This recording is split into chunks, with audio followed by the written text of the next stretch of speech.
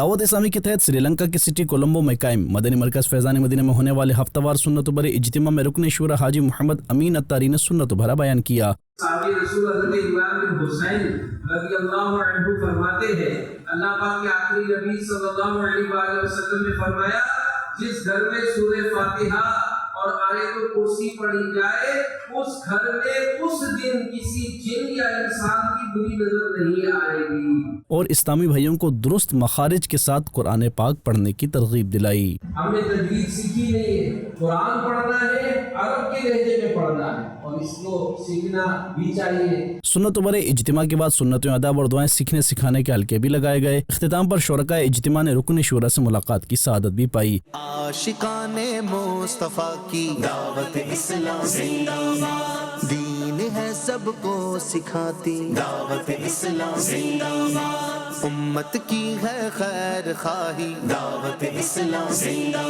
باد۔ اس کے بعد رکن شورا نے اپنے ہاتھوں سے شرکائے اجتماع میں کھانا تقسیم کیا۔